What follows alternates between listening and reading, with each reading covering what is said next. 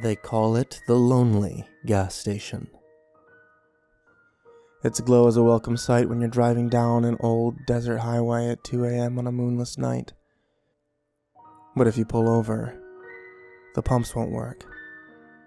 A little sign reads, "Please pay first." If you go see the attendant, you'll find locked doors. Peering through their grimy, dust-covered glass, you might be able to see ancient Coke advertisements and yellowed magazines, but no attendant. Annoyed, you'll drive away, miles down the road. However, you'll start noticing familiar scenery. The same billboards, the same mile markers, the same dead armadillo, and then the same gas station. You'll pull over only to repeat the process again and again. This happens, with you growing more anxious as your low fuel light blinks on. When your car finally sputters to a stop, you'll curse and check your phone. No service. Then, gazing around at the pitch-black desert beyond your headlights, you'll spot the gas station's glow in your rearview mirror. Although you would swear several miles had passed since you saw it. What other choice is there? Walking back, the sound of the wind and the crunch of your footsteps will be your only companions. As you approach the pumps, it may suddenly occur to you to wonder why no moths or bugs are swirling around the lights. But you'll be distracted by something new. This time, the doors are standing wide open. You'll hesitate. You'll check your phone again, 2 a.m. A few minutes later, it'll still say 2 a.m. The desert is cold at night. Eventually, you will go inside.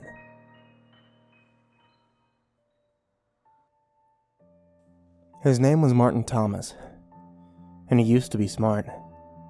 I've arrived outside of Martin's brownstone, but why? I've forgotten.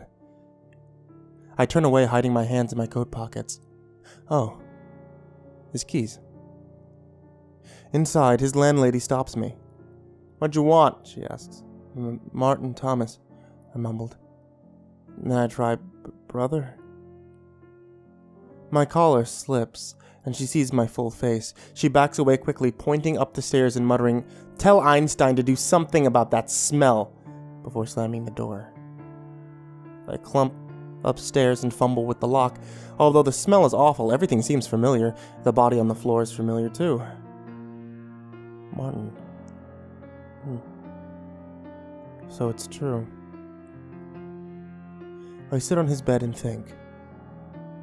I'm not good at thinking, but I know the universe is a hard place with hard rules. It's strict.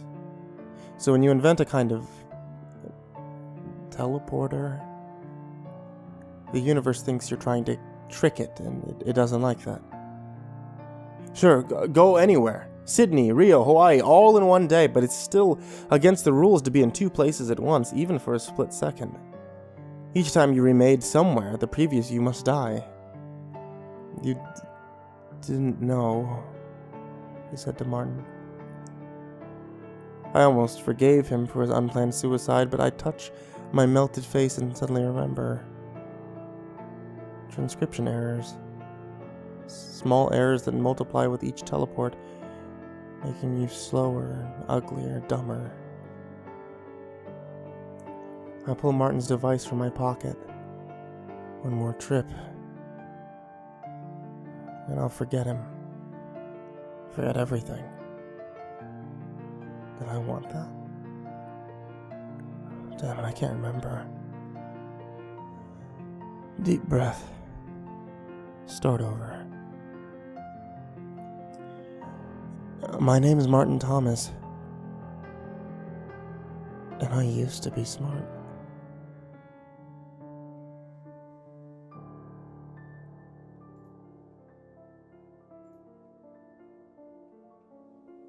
As the car roars down the forest road, I can still smell the campfire clinging to Brad's coat.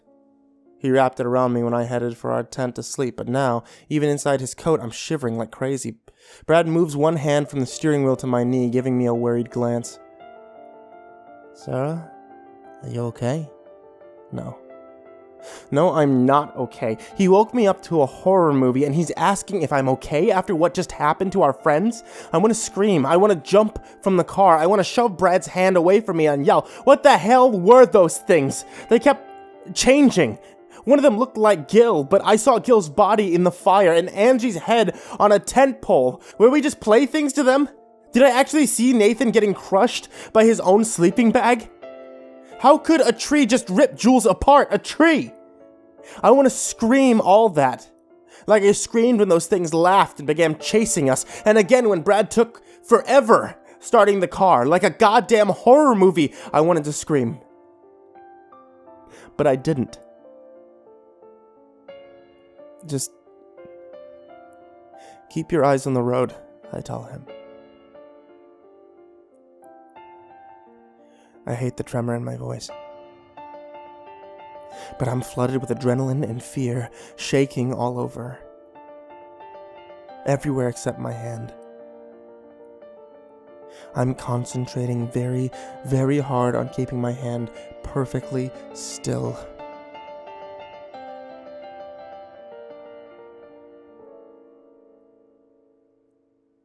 Because if my fingers jingle the car keys I've found in his coat pocket, Brad might suspect his current plaything knows something. But oh God, do I want to scream.